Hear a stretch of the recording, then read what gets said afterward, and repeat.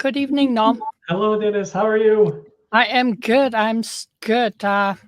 Unfortunately, our good friend Willard, with this temperature, this his pressure changes and stuff, Yep. that having Yep. a Still under the severe weather. headache, so Yep. he cannot join us. But we Yep. hope that he's resting well. Yes. Get better soon for sure. So I know that we talk about the gut function, etc. before, but I wanted to bring some interesting fact and that I found, and I've been talking about with you before, that we I jokingly always said that there's second brain, and Yep. there's actually studies and research that show that. I've been actually looking at it for last a few days, and it's really interesting information out there, and they are still doing a lot of research. So I wanted to, uh, you know, come and share that, and Really. people talk about second brain, then Yep. you kind of know what that means Yeah. a little No, bit better. there's no doubt about it, Dennis. I mean, we've been studying this for quite a long time, right? And I've been Yeah, through the pharmaceutical industry and everything else, and it always fascinates me just that incredible gut, yeah, um, and how important it is. yeah. And now you coined it the second brain. So I Hmm. think that's fantastic, and looking forward to hearing a bunch of and some new stuff Yeah, about yeah, for this sure. brain gut connection and the importance of taking care of that too, right? Yeah. Yeah. Well, for us, when we look at the gut, we know that this is digestive system, and for digestion and nutrient absorptions, and then elimination of the toxic waste stuff, and Yep. that's about we know. But it's interesting thing is that, as we discussed before, there is a network of nervous communication between gut and the brain, Yeah. and it's called vagus nerve. Yep. That is also help us with the stress when we stimulate the vagus nerve. That is calm ourselves down, calm our brain down. But vagus nerve is one of the major communication line between gut and brain. And a lot of time we say, "Oh, brain control everything," but we know that there is like 70 to 80% of our immune system is in our gut, and the the immune system, a lot of time when there's foreign material that is they consider as an enemy, then the gut immune system actually start defending even before notifying the brain. So that's where I'm started thinking, okay, gut is a second brain because they react first before anything. Yeah. It's always But thinking on its own. Yeah. yeah, yeah. So Yeah. No, absolutely. I mean, I'm looking forward to hear a little bit about the scientific evidence that supports what you're talking about, the gut being the second brain. Things like you just mentioned, where yeah, it's yeah, really a separate organ. It thinks on its own and it does things before even, we think that the brain reacts, right? right. Yeah, there. I saw a few studies and documentary recently that they they are doing major study, and even like Canada, McMaster University. There's one of the professor doing research on the whole gut uh, brain thing, and Excellent. also Norway's been doing a lot of studies, and also in US. Yeah. So, one of the researcher in Norway said that uh, we know that the gut is just for the digestion, right? So, oh, simple digestion, nothing important, nothing interesting type of thing. But in actual case, that what they said is that digestion is it's a very complex Oh, yeah. process. Like Absolutely. from our common point of view, we choose a food, we swallow it, the gut digest it, and then it's waste after Yeah. that, whatever energy and nutrients that we absorb. Oh boy. And according to Norway's study, they said that for our gut to be able to digest food, there are so many function and aspect of the gut that brain is not really controlling it. For example, you know, producing the stomach acid, Yeah.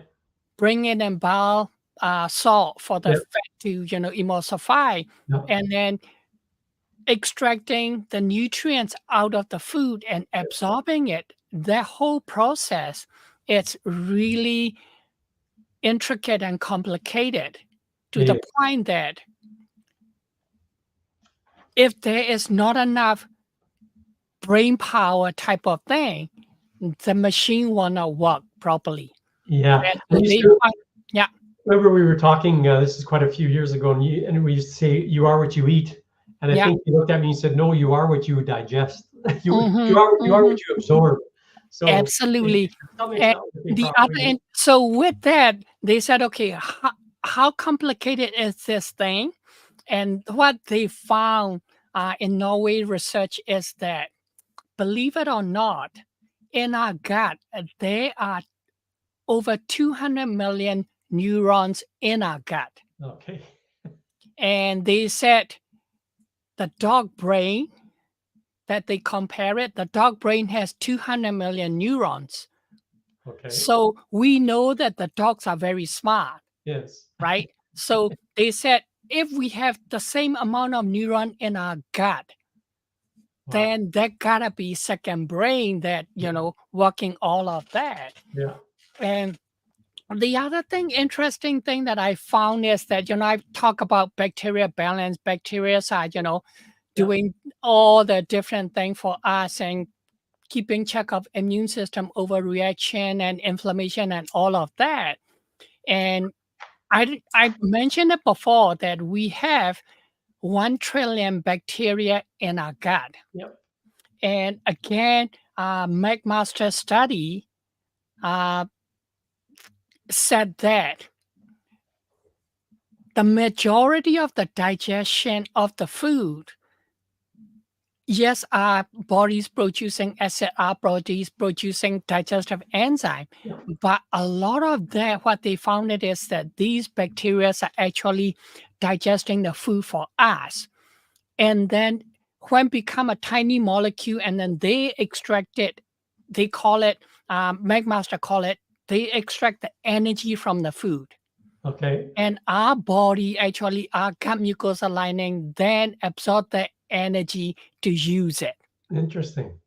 So that is really, really interesting that, I've been talking about, okay, if you have any issue with indigestion, etc., I've always talking about bacteria balance, probiotic, Yeah. fermented food. All Yeah. of that is where Yeah. my, go-to that I keep talking about it. Yep. And now is, it's like research that done and show that a lot of the digestion, a lot of like immune function, all of that actually help and uh, you know complemented by these gut bacteria.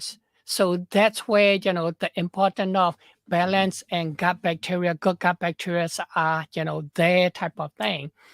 So I thought like, wow, this is even getting like newer and newer information that coming out. Yes, and it seems like we're always scratching the surface of the complexity of Oh, this absolutely. digestive system, So, eh? like, what they are actually doing now in Norway is that they actually look at it saying, so, you know, the whole gut brain connection. So they wanted to know, like, brain, dysfunction like Parkinson's and Alzheimer. Like, where does it start? So what they done is they started studying the IBS, irritable bowel syndrome. And a lot of time is, yeah, it's stress is part of it. And they proven that when you're under chronic stress, that cause the, because of the fight or flight, cause your gut to, function improperly, slower movement, all of that. But what they find it is that they are still doing study, but they said maybe that the neurons and the gut, brain and the gut cause dysfunction that trigger the IBS itself. Hmm. Not just even the stress. Stress contributed to it, but they are looking at, is it the neuron dysfunction in the gut that causing the IBS. And they actually literally study the mucosa cell and neurons of the gut from the animal, and they're finding it that there is some possibility that the gut neuron itself is dysfunctioning and that causing the IBS. And the stress is just contributing factor. But then they haven't figured it out what causing this neuron dysfunction in the gut. From my point of view, the bacteria imbalance gonna can play a lot of major role in it, because our cell in our body, amount of bacteria we have in our gut is like, they say 100 times more than the cell in our body. Wow. So, that's where more and more studies are coming in. And, from my sort of functional medicine point of view, without even knowing that, I've been telling people, okay, you got IBS, we got to, make sure we control the stress, and we got to make sure that you got a bacteria balance. And that seems to work for most of my patients that I work with. And so I think studies are going that way with the IBS. I know. It's, again, the complexities are, since I've been doing this for the last 25 years, for sure, the complexities and what we're finding out, and as we go along, and I think we're just scratching the surface, like I said. But what's fun, Dennis, is that, we can look and say, well, are there any specific things that we can do to try to, whether it's dietary or lifestyle factors or whatever it is, to try to impact that gut, right? Yeah, absolutely. We always said that you need to eat balanced meal, right? And then you need to make sure that you have enough protein. Lately, a lot of studies are coming out more and more also that protein is a huge thing. And then, of course, because proteins are building block for our muscle, building block for our brain neurochemical, etc. And then vegetables, so that you can get enough minerals and vitamins and good complex fiber for our gut bacteria to feast on, type of thing. And the interesting thing is that when I talk about neurochemical, I said brain neurochemical, right? Serotonin and dopamine and all of that. Yes. But the Norway study also showed that serotonin, actually US study, this physician showed that 95% of the serotonin in our body is produced in our gut. It's produced in the stomach. Wow. And we've been told, like when I was training back in 2005, 2006 to like 2009, functional neurologist that was training us. And I love him. He's great physician. At that time, based on information that they have, he said, these neurochemical does not cross the blood-brain barrier. But the research in US that showed that serotonin that produced in our gut get absorbed into the bloodstream and then carry serotonin from the gut to the brain. Interesting. It's getting really interesting. And, that's why they say if you have a bad gut function, etc., that can affect your mood. Yeah. Because it affects the serotonin production and all of that. Yeah. So I'm like, wow, this is a very interesting information that coming out that, a lot of us don't talk about it. And a lot of us, don't think about it. And so, again, I'm going back to bacteria balance and getting the, inflammation down in your gut with the proper food. Like you don't want to eat a lot of junk food. You don't want to eat a lot of fried food. You don't want to eat processed food because it's going to kill off, good bacteria, and you're going to end up with a bad bacteria overgrowth. And then it's going to affect your immune system. It's going to affect your, serotonin production.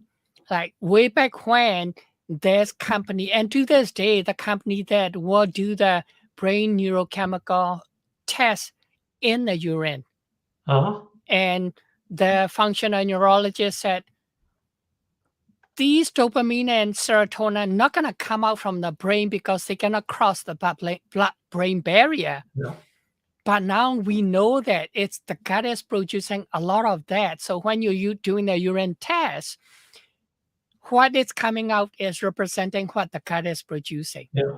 And I have many physicians that use those tests before said, even though we're testing the urine neurochemical, it's correlating to the neurotransmitter imbalance signs and symptoms in Yeah. these patients. So back then, people was like, we don't know. Yes, we agree with him that, brain chemicals not coming out of the brain into the urine because can't cross blood-brain barrier. Yeah. But now we know that it's producing in the gut and it's literally contributing into the brain neurochemical balance through the bloodstream, carrying up back to the brain.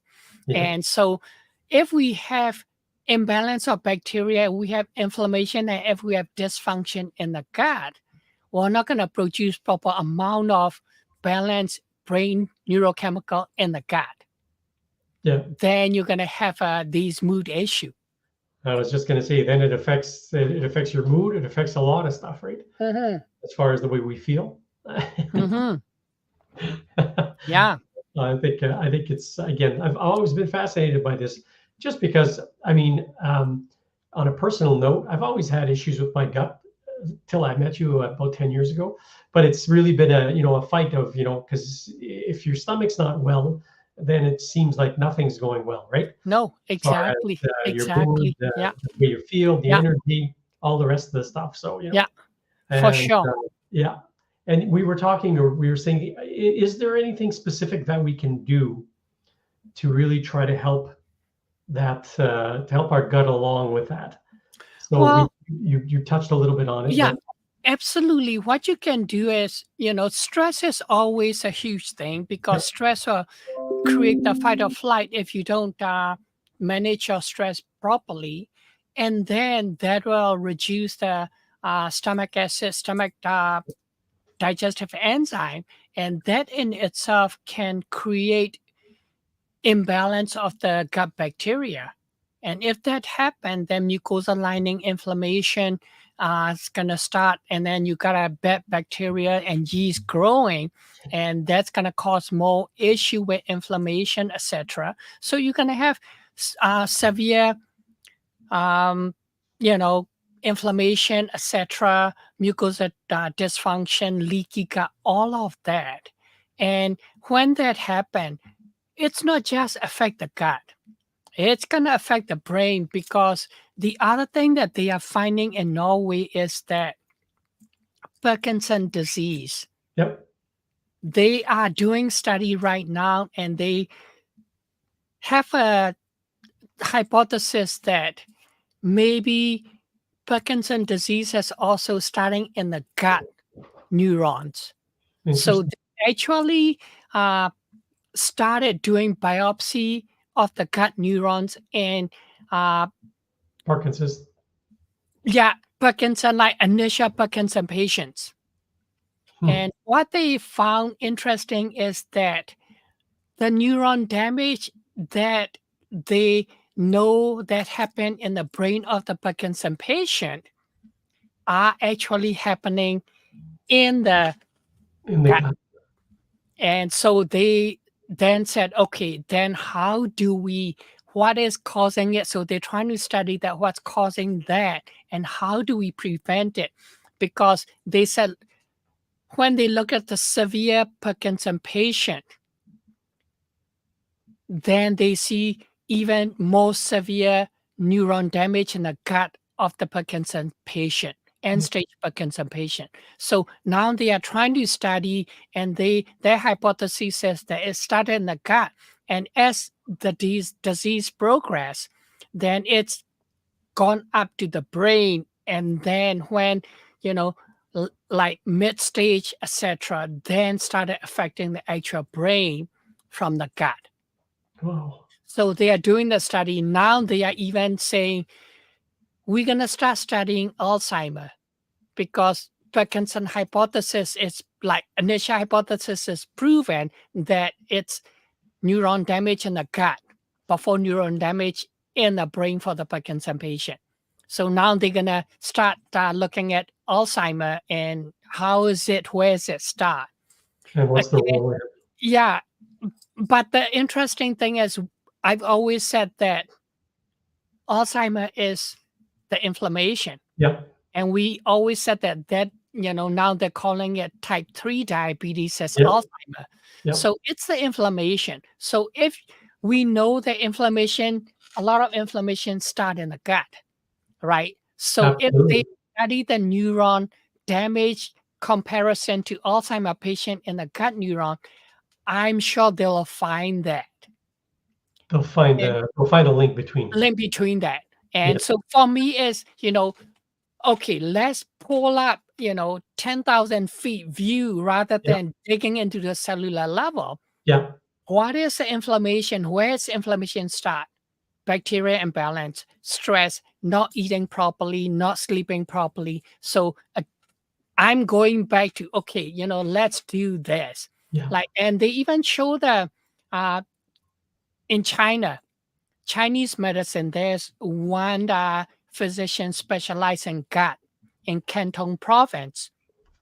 And a lot of diseases and symptoms that people are having, now he's treating through the neuron around the belly button with the acupuncture. Huh. It was fascinating. He Yeah. has the different point relating to different part of our body around the neuron. And McMaster physician said, that is on the right track because when we're born, like he said, the eggs Yeah. and the sperm, created cells are, created and proliferated, but umbilical cord is what feeding Yep. and communicating with mother and the fetus. Absolutely. Yeah. And so even though as we were born and after we cut the umbilical cord, all the neurons that communicating with mother before are still active and around and in the gut. Yeah. So that was really, really interesting. So they're doing a lot more study and we're going to hear a lot more about gut. Yeah, no, absolutely. I think the point of this webinar was really to look at. So we say, okay, if it's our second brain, which we do believe it is, Yeah. right? Yeah. What's the importance of making sure that we protect that brain, right? Just as Oh, much absolutely. as we protect- Like for us, like our actual brain, there's Yeah. a thick skull and everything's protecting. Yeah. But for the gut, there's nothing really protecting. From my point of view, what's protecting the gut is the bacteria in Yeah. there. Yeah, the That microbiome. microbiome. And they say, microbiota is what protecting our gut. And Yeah. we really need to making sure that we're feeding these guys properly to the point that, they will keep digesting, they will keep inflammation in check Yeah. and all of that. So again, I'm, going back to 10,000 feet, view. Yeah. What are we feeding? How can we keep these, bacteria healthy? Happy and healthy. And, happy and healthy. Exactly. Well, one of my friend, pediatrician, functional pediatrician, she just published a book that coming out tomorrow. Yeah. And it's called Healthy Kid, Happy Kid. Yes. And she talk about her whole book is talking about the whole microbiome, how to keep it healthy in these kids and why we need to. Yeah. And you have to start working from the kid, 6 months old, whatever, Yep. to making sure that their gut bacteria balance is growing properly so that as they become teenage and, young adult, etc., then they got a healthy second brain Yeah. coming up and, less issue with the Yeah. less issue with the, chronic diseases. Yeah, no, absolutely. And I remember when I was doing a product, it was an anti-TNF therapy, just looking at the pro-inflammatory cytokines So Hmm. everything that was being produced and all the rest, and whether you're talking about Crohn's or colitis or any of the autoimmune diseases, Yeah, I thought it was always fascinating that a lot of those are in the gut, right? So absolutely. it starts there and then it goes from to other places. Yeah, And yeah, the more we start understanding this, the better we can look at what do we do to prevent it, right? And exactly. what do we do to treat it after? Because Hmm. we understand that there's so many autoimmune diseases, including the other Yeah, ones that you mentioned, right? absolutely. Yeah, And like we said before, 70 to 85% of our immune system is in our gut. yeah, Every second cell, the lining gut mucosa is the immune cell, yeah, And now we're finding out that I actually took some picture because I was watching the documentary and took some picture. They got a electron microscope picture of these neurons in our gut lining cell. So now, yeah, every second cell, the lining gut mucosa is an immune cell, and in there, intricately, all the nerve cells are dispersed, dispersed in intertwined. there. Yeah, well, So the whole gut is now, as far as I'm concerned, is immune cell and nerve cell. yeah, It's not just mucosa lining that protecting, but there's actually literally the brain's inside yeah, with the army with it, yeah. you No, know, I know. and It's and working together to protect us because the gut doesn't have that hard skull like our brain, our head to protect it. So they have this trillion bacteria and immune systems and nervous system of its own running the show in there. And yeah, we gotta keep it healthy. yeah, And yeah, that's why, I work with a lot of patients. When I started working with them, is I start with the gut, right? What are you eating? Uh, how is your bowel movement? What is your bacteria balance? Do you have any gut symptom? yeah, Because if we're gonna fix the gut, doesn't matter how much nutrients we wanna, supplement we wanna give them, how much food we want to, make them eat healthy. If the gut is not functioning, nothing's gonna get in there, and we're not gonna see any improvement. yeah. What percent of your patients do you think that come in have an issue with their gut? Oh, 100%. 100%. Yeah, And 100%. you would Because, hire. yeah, I talk to them, oh, I don't have any issue. And then you keep digging and digging, and within 20 minutes, you started noticing, oh, yeah, there's an issue. It's Like, either diarrhea, yeah, yeah, constipation, yeah, everything yeah. from A Oh, to Z, that whole absolutely. Yeah, yeah. yeah. So, Yeah, interesting. I want to ask you a question too about something that I've found fascinating. That's the role of probiotics. yeah. So, as you know, I'm a big probiotic fan. It really changed my life as far as so many issues with my gut.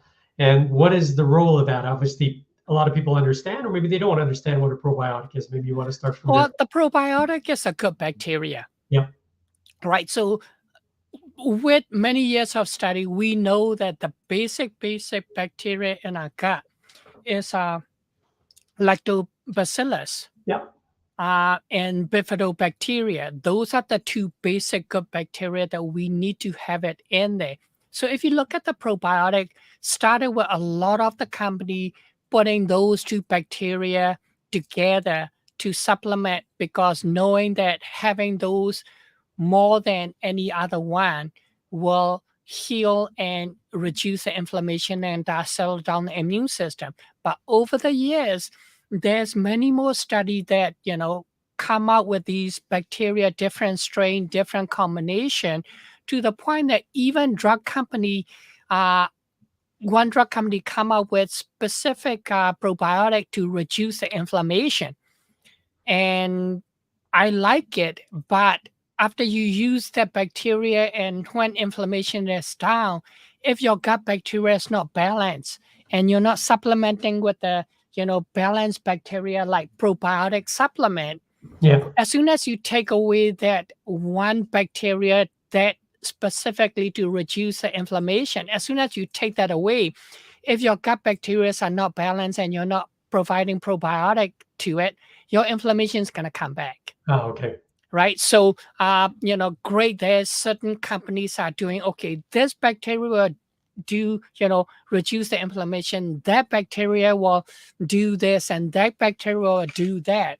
but we have trillion bacteria, multi different species. Yeah. So we need to support them by, providing at least two basic species. If not, you need to provide multi-strain to keep that balance going. Like, for example, a lot of us have H. pylori in our gut. We Absolutely. know that. Yep. But how come some people get ulcerative colitis and other don't? Yeah. Because H. pylori is an opportunistic bacteria.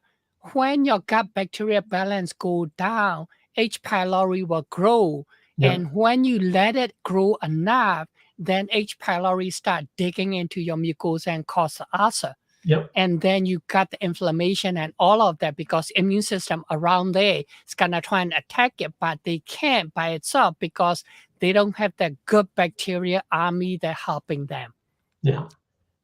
So, like I've been finding lately, working with one of my friend, and she does the white blood cell analysis, and she's finding more and more people with the H. pylori growing. They have not got the ulcer yet, but we are seeing that because of the stress and not eating properly and not sleeping properly, all of that is now creating bacteria imbalance in the gut.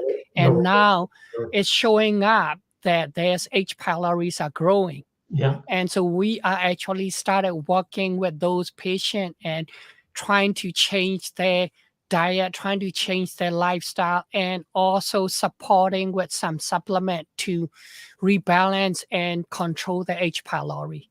Wow. That's It's a becoming a really interesting area. For me initially was I'm looking at 10,000 feet view and okay, gut's not working. I know nutrients not gonna get in, no digestion. So I'm working on that based on that. Now I'm even working more passionately on the gut health because I know more that there's potential of Alzheimer.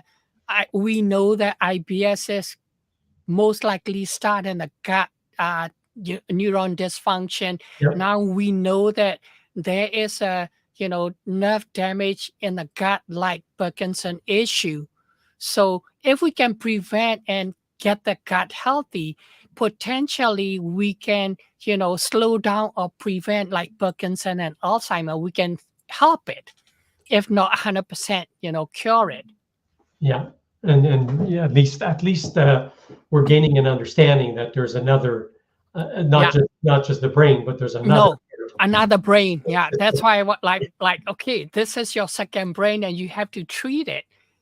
Taking care of your second brain. So, yeah. Is there any way to get a lot of probiotic through our food? I know. Yes, absolutely. I talk to a lot of people, and when I talk to them, I talk about food. So I said fermented food like sauerkraut, and kimchi, like tempeh, which is the fermented tofu. Those are sort of basic, and any kind of pickle food. Like every culture has different, fermented food. So if you have fermented food in your culture and you like that, you want to eat, go for it. For me, is Chinese fermented tofu. It's not tempeh, but it's different. In Chinese culture, I eat that fair bit, and then I eat kimchi a lot. The other thing that I find that worked really well for a lot of my patient and myself is kombucha. Okay. It's a fermented black tea with ginger. So ginger itself is soothe that we know that soothe the gut, right? And then the fermented black tea that actually, believe it or not, sometimes even though I'm taking probiotic with everything, forget to eat properly or forget to eat itself, because sometimes you're just too busy and crazy and you totally forget. And even though I'm a practitioner, I'm a human. And nobody's 100%. So if that happened and my stomach's uncomfortable, if I drink like 250 ml, a cup of kombucha at least, within 48 hours, my gut function improve. Interesting. And so, there's another one is kefir, like, Yes. Yeah. fermented milk. Yep. But I avoid the dairy because I have sensitivity to the dairy. I Yep. can drink a little bit of the kefir. So there is non-dairy kefir that you can Yep. actually buy, like coconut kefir. That's my favorite thing. If I'm going to drink kefir, then Yeah. I will try and buy the coconut kefir. Yeah. So everybody's a little bit different. You have to kind of look at which fermented food or drink will work for you.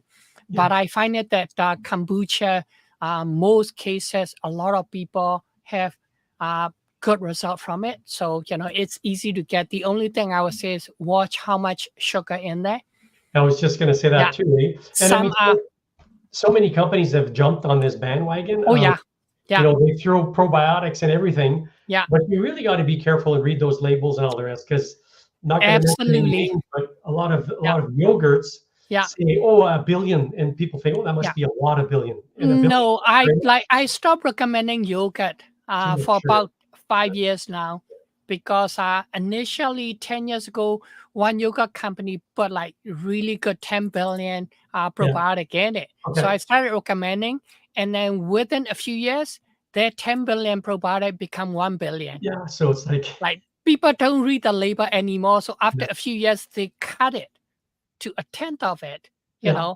That's not gonna do anything. Yeah. No, I know, So, and I know some of the supplements that you have are 30 billion. oh yeah, You have to I take have 30 I yogurts have to, I have one probiotic. It's 105 billion and yeah. 13 different strain. Yeah. So Exactly. So and you have to kind of look at it, what's in it, and like kombucha, like the one that I drink right now has about 12 gram of sugar in 2 cups. no, it's not So bad. it's not bad, No. but I've seen other one in a 2 cup of kombucha, they have about 50 gram of sugar. Yeah, and it's, That's like 10 teaspoons. yeah. That's a lot. So you have to kind of read the label. And Yeah. I like that you and Willard share previously the Yuka app, right? You can use that and scan it Yes, and see, definitely the Yuka app. you I know, love the Yuka app. It's YUK, I believe. yeah, It's just fantastic, and yeah, it's easy to go in and just scan that barcode. And I'm actually quite surprised that some things are very, very good. yeah, Most of the bad things are pretty clear, but some things are pretty good. And it's like, oh, that's a good. There's yeah, a yeah. healthier choice, But I Oh, mean, yeah. really, this isn't complicated, right? No. Buy stuff without a barcode. Yeah. If you can, absolutely. You can buy You stuff know, without a barcode. and And you don't have when to you worry go about to grocery store, shop the perimeter. it. Right. It still hold true. Yeah. Like, when I started training and learning back in 2004, Yeah. that was what Dr. Pam Smith told me is that, shop the perimeter. That's where the fresh, produce and Mostly for the, et cetera, meat and stuff yeah. there. Yeah. The more you go into the center, the more processed stuff that you Yeah. got. Yeah. And so, it's still 70% true. If you go to grocery store, they still set it up that way. Yeah. It's not set up, unfortunately, not set up for health oftentimes, right? No, but you just have to be smart, right? Yes. And one of the thing that we'll talk about gut, and now we're talking about what to eat, etc. So, Yeah. there's sometimes people say, oh, it's too expensive to eat healthy, too expensive to eat, organic food. Yeah. Yeah. And for my point of view is that if you don't, in the long run, it's going to be more expensive because health is wealth. If you don't have your health, then you don't have the wealth. Doesn't matter how much money you save by Yeah. buying less expensive food. Yeah. If it is not healthy and in the long run, Yeah. if you're not healthy,